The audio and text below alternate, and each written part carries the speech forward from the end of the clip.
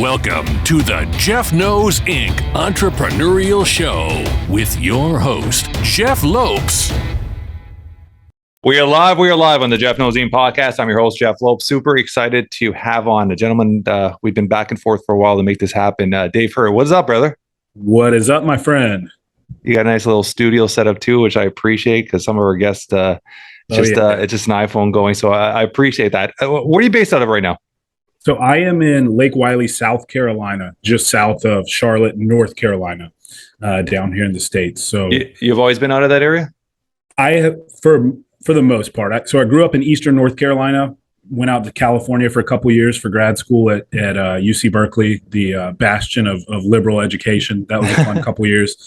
And then came back here to the greater Charlotte area where my wife is from. So yeah, we've been in the Carolinas basically the whole time except for 2 years. Yeah, it's a beautiful area. Beautiful area. We're up, and 3 years ago, I was just talking to a friend up in Myrtle Beach, which is just a little past that. Beautiful. We drove right by, so gorgeous areas, right? A lot of wilderness, a lot of outdoor stuff happening there. Oh yeah, it's beautiful. I actually used to own a business in Myrtle Beach, so I owned a chain of restaurants, and we had a Myrtle Beach location, and I would go out there as much as I could because it was basically an excuse to escape to the beach for a little bit. But yeah, it's nice down here, man. We have the mountains in the west, the beach in the east, and pretty decent temperatures. It gets close to 100 in the summer, 100 Fahrenheit. I know you're Canadian. I don't know if you use that weird Celsius stuff, but it gets pretty dang hot and humid. But otherwise, man, it's nice here. And South Carolina is a red state, so that's always a plus if you're a business owner. So give me a rundown. I mean, you said a chain of of a franchise of restaurants. What was the franchise name? It was a craft beer bar concept called the Brass Tap. It actually still in existence. We started in 2014, built our first one at the beginning of 2015, and then opened several consecutively after that. Sold it at the end of 2018. So I really dodged a bullet selling it before the whole COVID thing happened, man. And it was one of those things where I bit off more than I could chew in terms of, so I invest a lot in real estate as well. So I was doing that pretty hot and heavy at that time, doing a lot of new construction subdivision projects. And I was still working my corporate gig in technical recruiting and building restaurants at the same time. So my wife got pregnant and she said, look, buddy, something's, it's just too much. It's too much. And she was right. And so serendipitously, private equity group came along and offered to buy the bar business at that time anyway. So we were just like, yep. So concept, did you have partners? Was this the sole? How many partners were involved? I had a couple business partners, and we didn't start the franchise. We didn't come up with the concept. We were just franchisees. Okay. So it started down in Florida. Yeah. When I joined on, there was a handful of Florida locations, and we got the rights to North and South Carolina. So we were opening locations throughout the Carolinas. I always find it interesting with franchisees because it's either hit or miss. Either you got a great franchisee leader that just supports you, and whether it's marketing, whether it's backing up, there's tons of support, or you have a lot of guys that'll start a franchise and really not know how to run it or actually have a proper procedures or structures in place. And the franchisee, the person that buys into this franchise, is stuck swimming in the middle of the ocean with no life jacket there they're drowning. How was the support of this company or how this franchisee, were they supportive? Was it a good experience? I would say overall they were supportive. Where I needed the most help, they pulled through, which was actually how the hell to build a restaurant and the kitchen operation and the bar operation and all of that. To be honest, and I hope they've improved in this area. I think they probably have at this point. We were very early. The marketing support and all of that just wasn't there. But in hindsight, that really forced me to kind of step up my game in terms of learning social media marketing and building my own personal brand to leverage that to grow the business. So that was the main area. But I've seen it across industries. Oftentimes, the franchisor doesn't really know what they should be providing the franchisee in terms of support. And they did a pretty good job of it. I mean, I was able to build staff and run restaurants while still working 8, 9, 10 hours a day in corporate America and investing in real estate. So they definitely gave some support where it was needed. Yeah. I mean, and that's a positive thing with a franchise is there's individuals that want to be entrepreneurs, but they still have a corporate gig or something like that. That allows you to still do the best of both worlds because you have the support to build it. So I love that. I just throw this out there too. With your experience in that industry, I mean, as a franchisee, like in the franchise industry, like opening up restaurants, what lessons or objectives that you went through, or something that you could say, something that's looking into opening a franchise, what things would you recommend to look for, or little things to really, really focus on before you sign that agreement, kind of thing? Yeah, that's a good question. So sort of two parts to that. The lessons I learned in general were more so just around business ownership and operations in general, and hiring. And essentially, it all boils down to the importance of building a strong culture from hire number one. That was so key, and I could see it across, because I had multiple locations that were sort of microcosms in and of themselves, that had a GM and a staff that was specific to that location. And then 4 hours away, I had another location that was far enough away where it was an entirely separate market, entirely separate operation, and drastically different cultures at each location.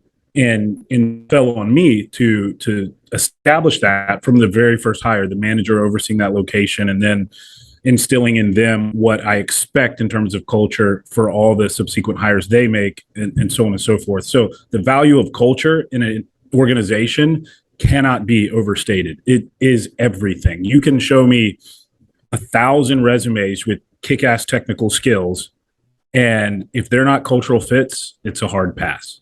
It has to be, or else it will destroy your mission and your organization. Because if they don't align with you culturally in terms of your core values, and anyone starting a business, that's a lesson in of itself. Set core values before you even try to do anything. You need to know your values and what you represent, what you stand for, and what you're trying to accomplish in terms of creating value for others. Then you have to stick to that. So that was the biggest lesson for me in general. As far as franchising goes, I would say look for franchisors that have had success as operators themselves. You'd be surprised how many franchises, because I actually got involved with another one that I ended up backing out of, thank goodness, again, with COVID and everything happening, where it was a very corporate franchisor structure, and most of the people in management and leadership had never worked at the store level for this particular concept. So they had no experience being operators. It's pretty hard to build out a support system if you've never experienced that which you should be supporting, right? So look for that in a franchisor, and really do your due diligence and make sure they've been through their paces, and they'll be able to empathize with your struggles as an operator. Yeah, I love that. And did you have any experience in the restaurant industry before you jumped into that?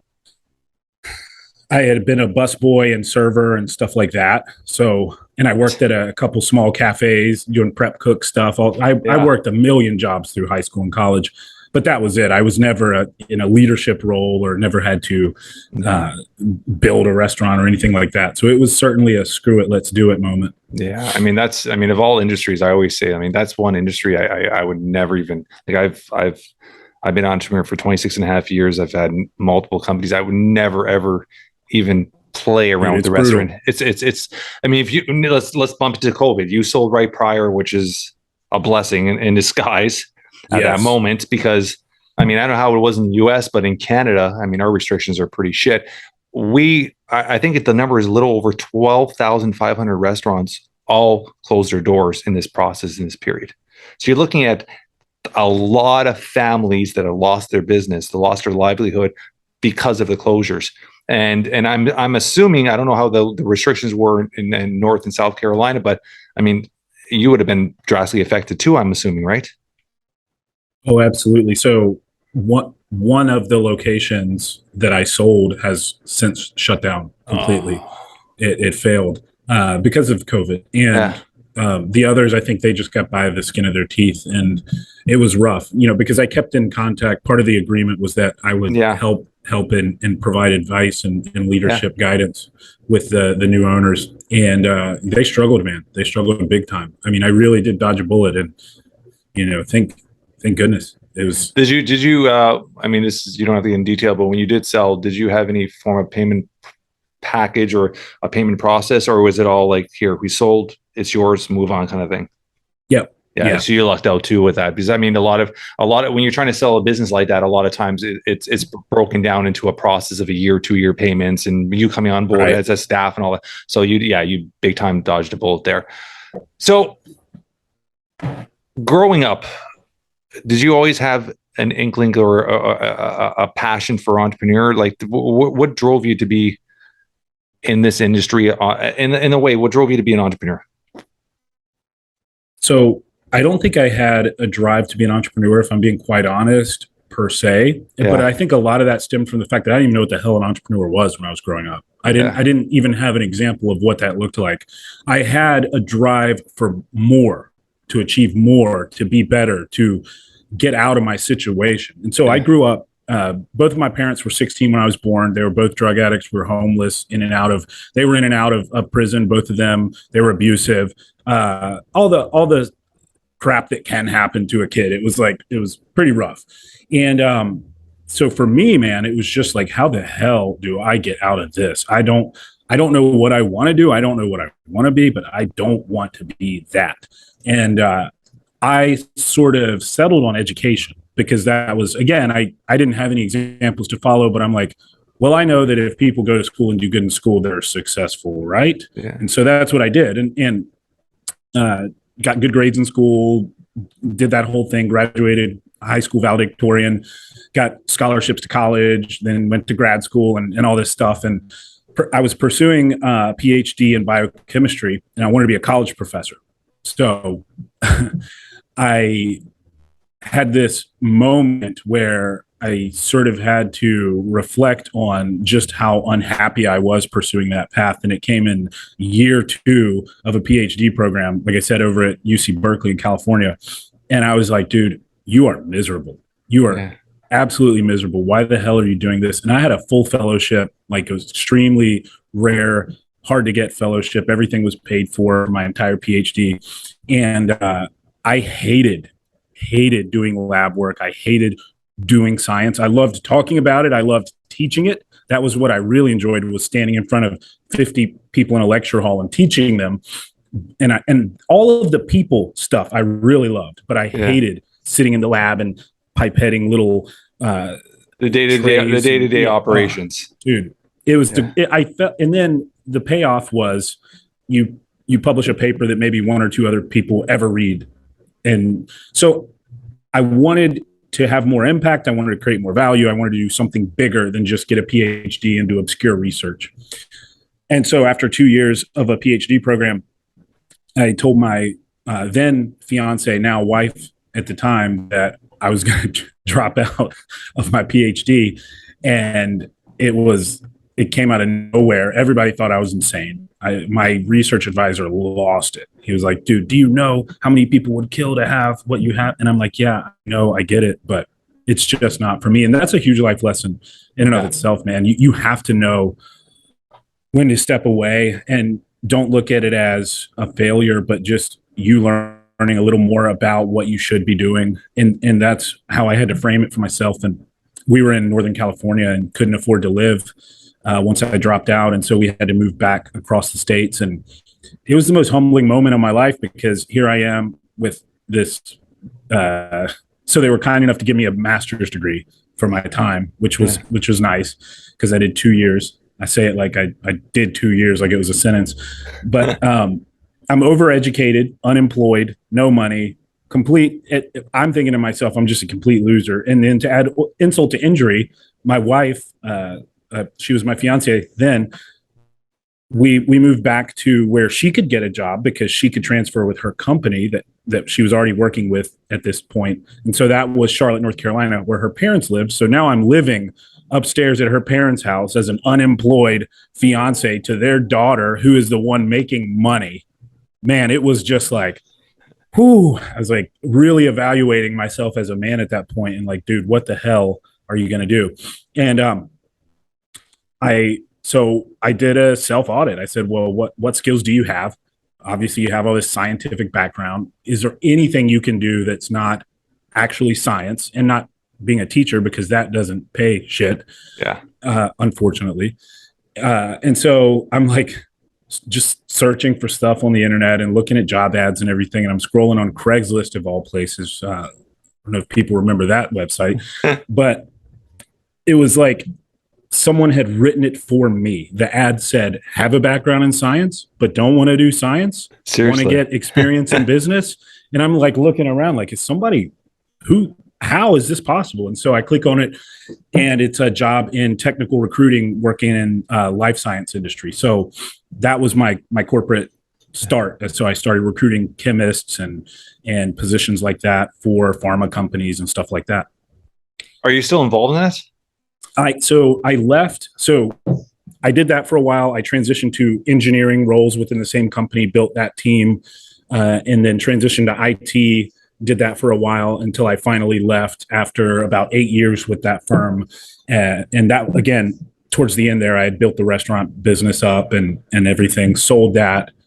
COVID hit, they downsized. It was my opportunity to just say, see you later as well. And so that was how all of that transpired. That was right at the beginning of 2020, when COVID kind of really got serious for everybody around March. And so now I do my podcast. Obviously, my wife and I are still very into real estate investing, and I just joined on with the Smash Co. So John Paramore, he'd be great on your show as well. Yeah. Smash stands for sales, marketing, automation, systems, and hiring. Yeah. Sort of a consulting firm for small business owners and entrepreneurs. Anyway, I came on to help with recruiting, to sort of lend my expertise and revamp the recruiting program there and help him out with that. So I've been doing that lately, and that's been very enjoyable. But, and then we do Just Work Clothing, which was sort of a spinoff of the podcast. People started asking for me to put stuff on shirts, and so I did that. But yeah, I'm doing all sorts of stuff now, man. It's been fun. I have had time to do more of the things I love and enjoy, and obviously focus on being a father and a husband too. I love it. I love it. Let's. There's a few things I want to dive into. Your parents, are they still around? Do you have a relationship with them still? No. So I don't have a relationship with them. My dad has passed, and my mom, I don't even know where she is. Yeah. So I don't have a relationship with them. Do you ever have any feelings to reach out and try to get a hold of her, or that's past right now? You kind of put that behind you at this point in your life? Well, I've tried several times, and it's always the end result is always the same: asking for money. So it's just one of those things, man. Yeah. Where again, and with my dad, this story was crazy, and it's a learning lesson, I think, for people listening, not to hold grudges. So I ignored his calls for 10 years. He was trying to have a relationship with me, and he wanted to build something between us later in life. And after 10 years of ignoring his calls, I got a phone call that he was on life support, and I had to fly down and make the call to pull the plug, because he had he was epileptic. He had a seizure. He fell in the water. And when they found him, he was basically dead. They were able to get him on life support. His brain was gone due to oxygen deprivation or whatever. So anyway, I'm standing here for 3 days regretting ignoring his calls for the past 10 years. And I never got to talk to him again. And I had to be the one to say, let's go ahead and pull the plug. So that was a huge lesson for me in holding grudges against people. And for any of your listeners, man, it's just not worth it. Because I would give anything to have one conversation with the man and just tell him how I felt and hear his thoughts. I mean, that's powerful. I mean, it's something I've done a couple speaking gigs, and one of the topics I talk about is living with no regrets. And it's something I'm very passionate about. I lost my dad. Today's actually 16 months since I lost my dad. But I had the pure opposite than you growing up. Like, I had a very, very tight-knit relationship with my dad. I was a 45-year-old. Dave, that I would talk to my dad 3 times a day still. Like, I would call my dad every night before he went to bed, and we'd have a conversation before he went to bed. And I called him on May 6th, 10 at night. We had a nice deep conversation. I got a call May 7th at 6 a.m. that he literally got up, 5:45, went to the bathroom, walked back into their bedroom, fell in front of my mom, died instantly, a heart attack. Never smoked, never drank, power walked every day. Instant, unexpected. No one knew it was coming. So even though I saw my dad, he spent so much time with his grandkids. I had so many great memories with him. You still have regrets. Yeah. So I always tell people, man, pick up the phone, like make that call, because life changes in seconds. It takes one phone call and everything changes in your life. And that moment of just like, fuck, like, why did I do that? It'll haunt you the rest of your life. And it's so invaluable what you said. I mean, it's just people that are listening to this and have the opportunity to pick up that phone call and call a brother, call a sister, call a family member, call a friend. I mean, even if you don't have a relation with them after, just have that open conversation just to get it off your chest, and so you have no regrets on your side. I think it's so valuable, so important for people to do. How long have you been married now for? So my wife and I have been together 16 years, but we've been married for closing in on 10. 10. I'm going on to this month. I'm going on to 19. Married? Yeah. Dude, that's awesome. Married 19. Been together. We're together for about 7 years prior. On and on. I would say on and off, but we had I was building my career. She was building her career. So we were together, but we had that, we weren't 24/7 up each other's rear. Like, okay, you build yours, I build mine. Right. Let's keep our relationship going strong. And then when it's time to get married, and we've kept that relationship going. I mean, I've been married for 19 years, Dave, and I tell everybody all the same time, we still don't even have one bank account together.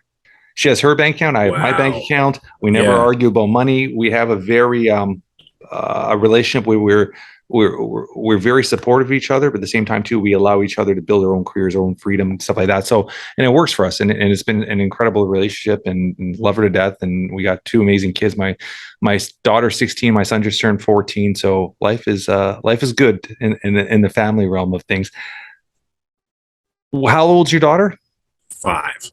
Oh, she's a little one still. Yeah, she's a little one. Yeah, we just started kindergarten. How was that? It's been good, man. It's been good. It was tougher on me on the first day than I think it was on her or her mom. Yeah, you know, I'm the big guy with the beard and tattoos, holding back tears, and like I kept looking back, like, you sure she's okay? Let's just go check, make sure she's okay. And her teacher's like waving me on, like, will you just go get out of here, dude?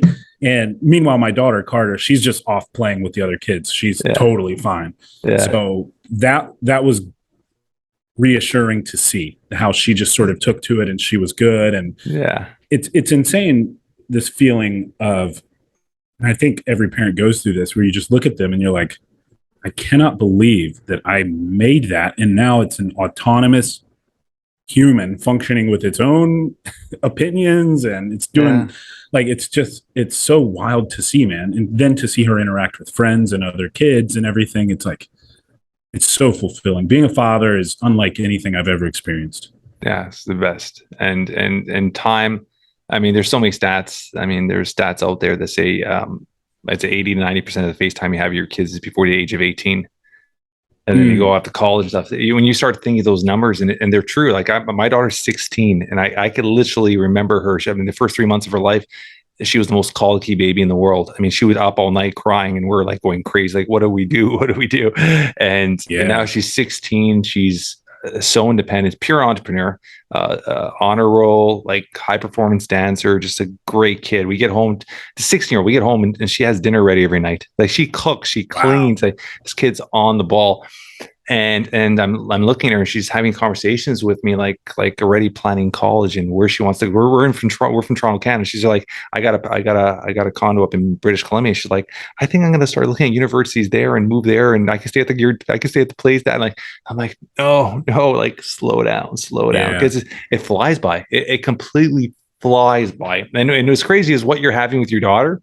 My son just started high school, and yesterday was his first day, and I'm like dropping him off at school. I'm like, oh my God. Like, I was more worried about him interacting, getting involved in he's a little guy. Like, I'm like, and he comes home and he's like, oh, I had a great day, Dad. I'm like, fuck, you always have that protection on that layer, which is, it's precious, right? It's precious. Let's talk about that. You're saying you're holding back tears. I mean, that drives into a topic you talk about all the time, masculinity. Let's talk about it a little bit, and let's talk about how people view it and how people seem to not truly understand it. Yeah. So like you said, it's something that is near and dear to my heart, that I talk about often on my show. And I do, because I hear from so many young men who feel essentially what we all feel, that there is this sort of attack on masculinity writ large, and it's labeled wholesale as being toxic, and all the negative things people say about masculinity in general. And I think a lot of that stems from a misconception of what actual masculinity is and what being a quote real man is. And so I'm a big proponent of talking about being whole as a man, and that includes being vulnerable with your significant other, being able to talk about how you feel and your emotions, and being a good, caring, nurturing father, being developed not only physically but mentally, spiritually, emotionally. That's what being a man is, and that's, to me, that is the epitome of masculinity and what shapes you into being an effective protector and provider, and all of these terms that we hear about men in the traditional role of a man in a household. That's masculinity. It's not the guy walking around with his chest puffed out starting fights. That's actually a very insecure person, and that's not a masculine person. That's someone who has a lot of insecurity and has a lot to prove, and so they try to project outward what they think is masculinity, and it's simply not. So that's in a nutshell what I think it is. Now, why is there this attack on it? I've talked to a ton of guys who believe this as well, that essentially there is this attack on it. And it really permeates sort of every aspect of our culture at this point, even in schools where there's a participation trophy sort of mentality. And I've talked about this a couple times on my show here recently because it just happened, but my daughter, actually, her mom said something about daddy's so smart. We try to say positive, reaffirming things to each other in front of her to show her what a loving relationship is. And she said immediately to that, "Mommy, you shouldn't say that, because if you say someone's smart, it makes other people feel bad if they're not as smart." And I was like, if I could have the sound effect of like the record scratch, like in real life, it was that moment where it was like, hold on a second, we're going to talk about this. And I don't know where she heard that. I certainly didn't tell her that. And she's only exposed to information a couple of other ways. So my best guess is that she heard it somewhere at school, or through a video, maybe on YouTube Kids. She watches these, the kids videos, and you got to be careful with that even, right? The stuff they're showing them. But, I told her, no, it's good to win. It's okay to be a winner. It's good to be the best, and it's okay to praise that. And in life, there are going to be people who are the best at things. And if you find that you excel in an area, you should try to be the best at that, and it's okay, right? And this just is an example of how there's this overarching mentality of suppressing winning in our culture. And that is a recipe for disaster, in my opinion. And so why do you attack masculinity? Why do you attack winning? Why do you attack meritocracy? Why do you attack capitalism? It's all the same thing, man, because the net result of that is creating a populace that's weaker, dumber, slower. And why is that important? It's easier to control. At the end of the day, that is the key to that. So you attack the men first, the most alpha, I hate using that term actually, the A-type men who are, guys like you and myself who espouse this mentality of trying to be the best and crushing it in every area of life and providing for your family, et cetera. That's who you go after first. And if you can cut the legs out from under that, then your job's a lot easier. And we talk about the nebulous they, them are trying to do this, right? Like the World Economic Forum and whoever. Ultimately, it's just those who have a stranglehold on power in certain elite institutions. They don't want to lose that power, and their end goal is to be able to control people. And so that is why, in a nutshell, I think there's an attack on masculinity. And of course, like I said, capitalism, meritocracy, all these things, and a big push for more socialistic policies and socialism in general, especially in a lot of this. I'm speaking from my perspective as someone down in the States too. I don't think it changes much across border for us here in Canada. And I love that there's so many just a little further down the road. There's so that's we could talk about that all day. There's so many little nuggets there that I want to dive into. I mean, I am a firm believer in teaching your kids to be winners. I've done that from day one. Yes. I'm a strong believer in affirmation of just positive, like you said, positive words. Like I have, it's funny because people make fun of me. I've had over my son's bedroom, my daughter's bedroom, since they're little kids, signs that I believe in myself. And it actually, I got these done out of wood, and they're carvings, and they're outside their bedroom doors. And I used to make them say it to themselves every single night. And until this day, they still do it. I love it, man. And I've always had that mindset where you have to be a winner. You have to have that. You're not going to always win. Every loss is a lesson you'll learn from. You go back, and you have to have that mindset. You got to teach your kids to be winners. And there's actually a video out right now that I was actually showing my staff the other day, and I love it. I was laughing my head off. As a baseball coach, and a parent it's going viral right now. And there's a parent in the stands filming this, and she filmed it in the way, or she or he filmed it in the way where they thought it was a negative thing. And I loved it. I absolutely loved it. And it was a coach with these little little leaguers, and he's like, "Listen, guys, we're here to win." And he put it in different terms, but he goes, "We're here to win." And he goes, "That's all we're here to do, is to win. And remember, guys, second place, no one's going to remember second place." And he goes, "For all you here on this bench that your dads told you it's okay to lose, it's all about learning." He goes, "Your dad's saying it because your dad's a bunch of losers." And he says this. And I was on the floor laughing. There's a better, I'll send you a clip of it. It's absolutely amazing.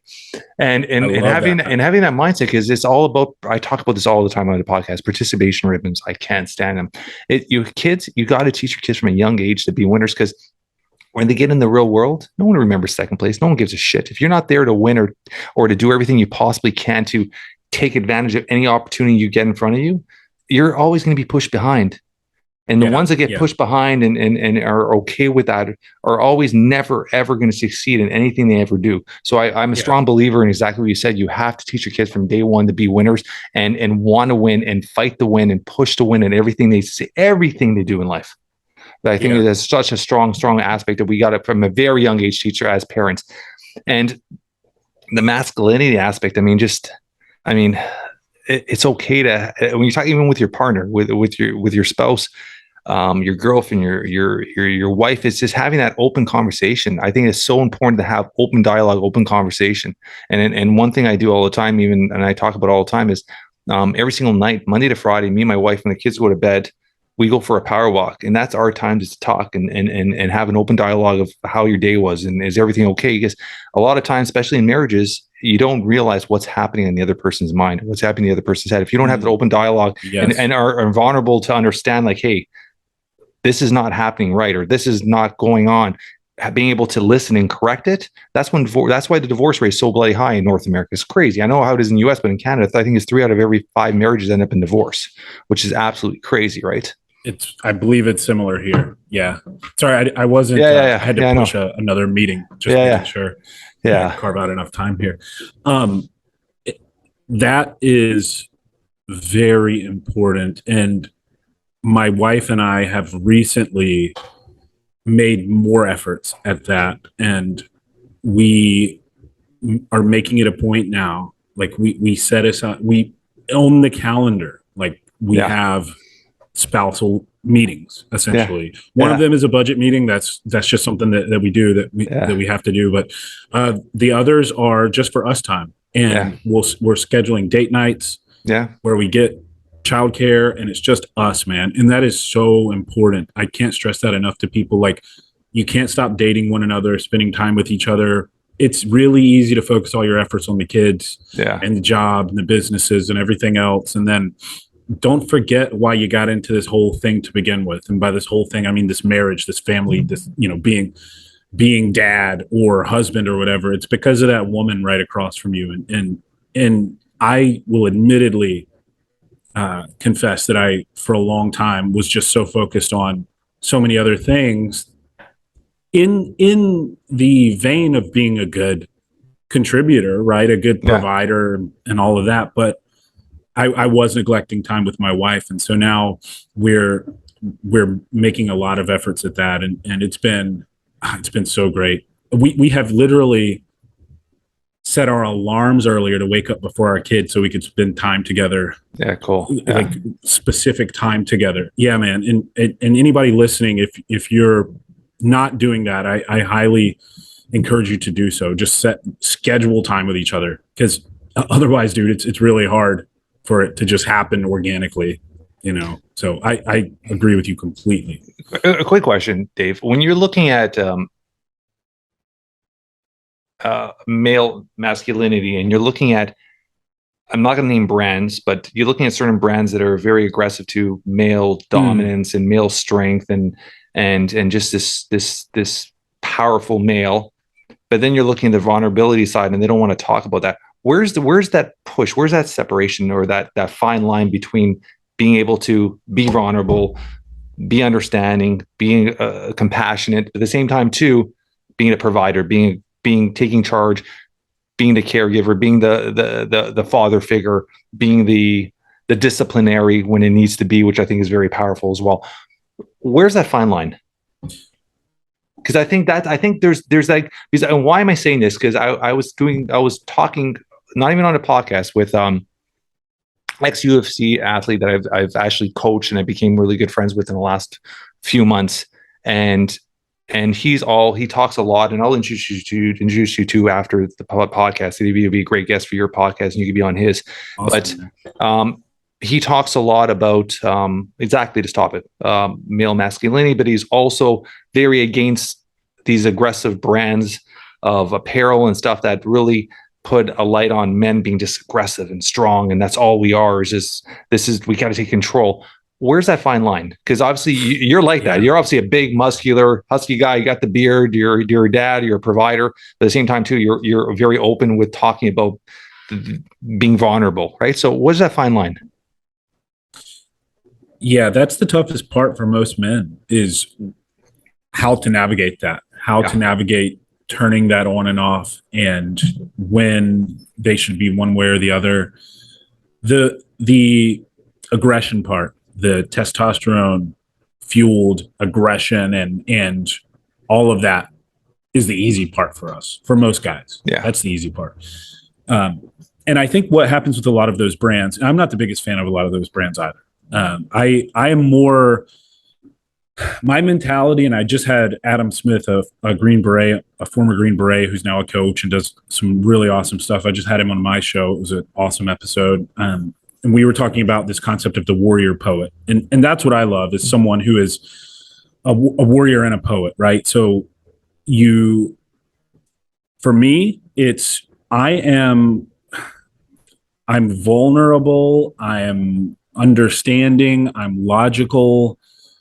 I'm calm when I'm with my family, pretty much always, unless so that's my default.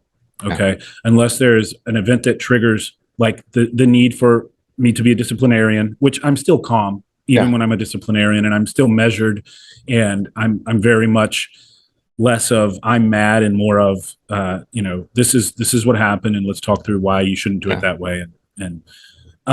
But if it's a situation where I feel my family is threatened, or I can turn it on, or if I'm in the gym, I turn it on. And it's like any other skill, man. You just have to work towards it. And I was a reckless teenager, 20-something-year-old knucklehead up until my early 30s probably, and really didn't understand. That's why I said my wife and I have recently made efforts at this, because I really didn't understand just how important it was for me to play that role, and be open emotionally, and to be vulnerable. And look, dude, I'll be completely transparent. It also took me going to therapy to talk about it. And I was the type of guy that kept things bottled up and didn't want to talk about my feelings, and I look at it from the perspective of, I don't want to burden other people with my shit. And my wife basically had to shake some sense into me and say, your shit is my shit. Yeah. Share your shit with me. It's our shit, you know? And it's so liberating when you finally do. Now, because I can tell her anything and everything. But no, I don't know if there's an exact answer to that question. I think it's more about you just being find the balance. Yeah, finding a balance between them, but knowing that, and the way Adam says it is just knowing when to go into savage mode. And I think the big difference though is that a lot of these brands and a lot of these personalities who try to portray men in a certain light, they portray it as though savage mode is the default, and that's not the default. Yeah. The default is to be what we are right now, to be inquisitive, to be measured, to be logical, to be curious. I think that, and I think a lot of this is why, for example, we're both podcasters. So this is why people are so attracted to Joe Rogan, because he embodies both sides of that coin. He's a hunter. He's a martial artist. He lifts weights. He does all these very masculine things, but then he also has long form intellectual conversations with people from both sides of the political spectrum and scientists and authors. And so he really does sort of personify that warrior poet type mentality. That's a perfect example. Yeah. And look what the net result is, right? Yeah. People are massively attracted to his platform because of it. Yeah. I love that. Let's dive into one more thing here. Fitness. I mean, obviously it's a big part of who you are. Yeah. When did you actually start getting into fitness? And that's a big part of my life. I've owned gyms. When I was 18, 19, I don't look it now, but I stepped on stage. Like I was really into it, and I mean, fitness is still, I still work out. Actually, my workout partners now are my kids.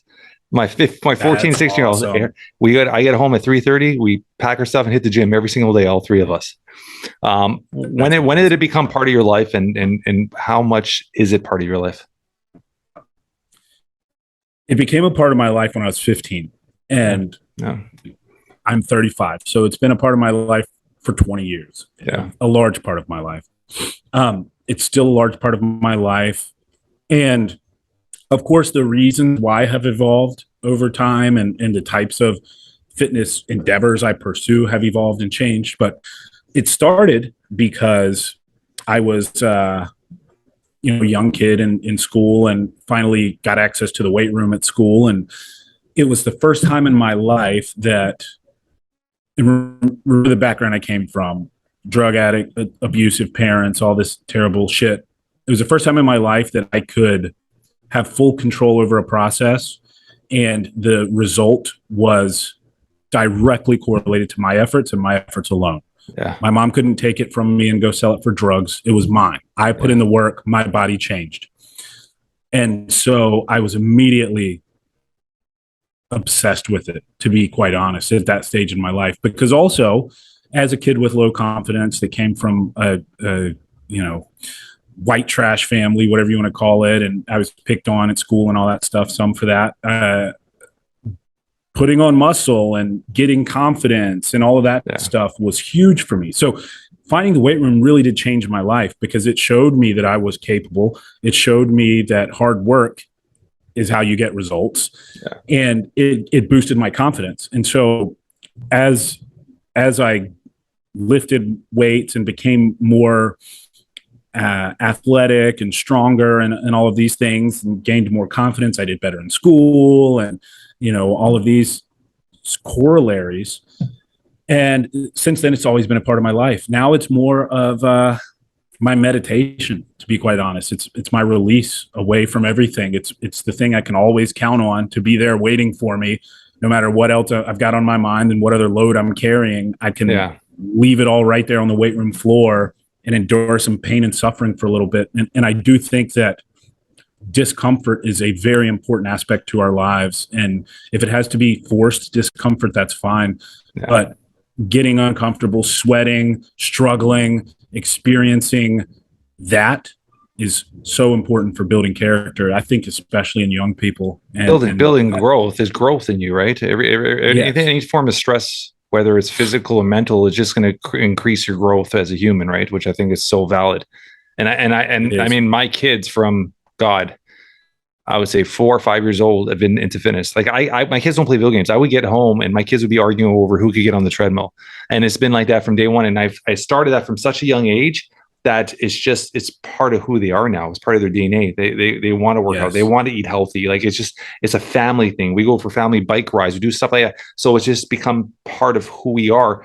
And I think as a parent is something you've got to start from a very young age and just build these lifelong habits from a young age that become part of their DNA. It's so valid. When you go to the mall and I sit there and my kids and I'm looking around, I'm like, how many kids are 16, 17 and they're overweight and they're out of shape? It's incredible. It's awful. And I look at my kids and they're at such a young age and they were loving it. Right. And it's something that because I started from such a young age. Right. Yes.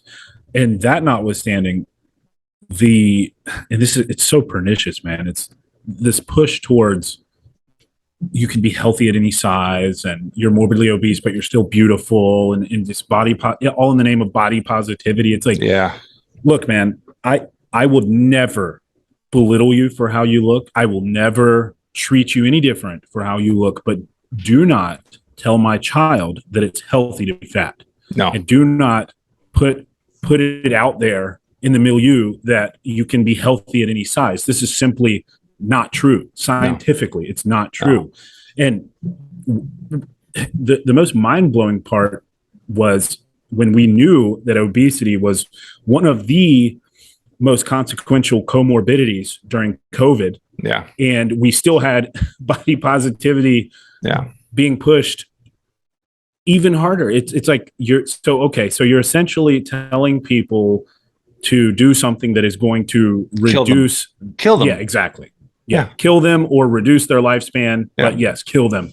And man, that infuriates me to no end. And again, it's like I will be the first one to cheer you on if you're overweight and you make it to the gym and you're ready to make some changes. And like, again, like I would never, and it gets conflated, right? When people start talking about how they shouldn't make ads about being fat is okay or healthy, they immediately think that, oh, you don't like fat people. It's like, no, that's not what I'm saying. No. Just like I know that smoking is unhealthy and I don't hate smokers. And just like I know that not brushing your teeth is unhealthy, but I don't hate you if you don't brush your teeth. It's just, this is a fact and it's an observation. And the good news is it's something that you can change and you have control over. Yeah. Right. And you hit on something with your kids, a word that was so important, and that's habits. Yeah. It's become habit for them, right? And that's just something I would tell anybody who's facing the daunting task of going to the gym for the first time or finally starting a routine. And it seems like this insurmountable thing. It gets easier every time, and it will eventually, it takes discipline, but eventually it will become habitual. And what I always tell people when I'm talking to them about this is like, look, man, when you get up in the morning, you brush your teeth? And they're like, yeah. And I'm like, why? They're like, it's a habit. And I'm like, exactly. You don't need motivation to brush your teeth. You don't need me to call you up and scream in your ear and rah you to brush your teeth. It's a habit. You've formed that habit. You can do that with working out. You can do that with anything, man. Yeah. And so now you're just like, I work out. It's what I do. It's part of my day. And I just want to mention that because anybody listening who's feeling like it's hopeless and they've got too much weight to lose or whatever it may be, I promise you that's not the case. And I promise you it will. You can turn it into a habit. You can absolutely transform your life and who you are. Yeah, it's a domino effect, right? I mean, you have to look at it as one little day at a time, right? I mean, it is very haunting, very daunting for somebody that has a big goal ahead of them. And this could be very scary, but it's just, you have to have that mindset where you got to break it almost into those micro goals where it's like, okay, today we're going to drink 2 extra glasses of water. Tomorrow we're going to walk an extra 30 steps. Yeah. That's that process. And then as the results start happening and you start getting that affirmation by your friends, your family of the results, and you start looking on a scale, or you start looking at the mirror, you start feeling your clothes looser on you, everything just starts building and building, and that builds more energy, that builds more positivity, that builds more vision of the end result, right? And it's just one step at a time, man. You just gotta start. You just gotta fucking start. That's all it is. That is the hardest part for most people. Yeah. And that's I'm really big on the topic of fear and how your fears are always disconnected from reality. So what I mean by that is there's something that you've been putting off doing, You're afraid to do it. And what you have in your mind of how it's going to go is almost always worse than it actually goes. If you just go freaking do it, at the end of it, you're going to be like, oh, that was a lot easier than I thought. And that's almost inevitably going to be the case. I don't care if it's starting a restaurant business or a clothing company or going to the gym or being a parent. Being a parent's a daily challenge. But for the most part, I mean, that is how it's going to be. And I think that it's because we're biologically programmed to sort of expect the worst as an adaptive advantage, right? Because you're always prepared for the worst, which, look, in a business context, sure, plan for the worst and or at least have contingencies in place. Yeah. But man, we get paralyzed by fear, and that's something that drives me crazy. Maybe I'm just a reckless knucklehead though, and I just go for it every time. I think that's being a natural entrepreneur too, right? I mean, everybody finds that moment or that as an entrepreneur, whether it's something that clicks and triggers you to start focusing on yourself or focusing on your own goals and your own path. But I mean, I think there's that $1 million question: are you born an entrepreneur, or could it be taught? And I'm a strong believer that you can be taught the skills, the tools, but that hustle, that drive, it's in you. Either you got it or you don't. It's so sure. It's in you. I mean, I started my first company at 17. It's in you. You have to want it, right? This has been an incredible conversation. Where could our audience get a hold of you? Where could they follow you? Your podcast? Give me some information on you. Yeah, so I'm everywhere. I'm on all the social media platforms, on Instagram at I am Dave Hurt, Twitter at I am Dave Hurt, same thing on TikTok. The podcast is Free Mind with Dave Hurt. It's on Spotify, Apple, YouTube, all over the place. If you're interested in our clothing, justworkco.com. You can get any of the t-shirts that we produce there. And I think that's everywhere. I love it, brother. I love it. I mean, I'm sure we're going to continue this conversation, and it's been long overdue, and I look forward to continuing it, brother. Absolutely, man. Thank you for having me. I definitely want to get you on my show here soon. And man, the time flies by when you're having a good conversation, doesn't it? Yeah. It's already 1:30 here. This has been awesome, brother. Thank you. All right, Jeff. Thank you, sir.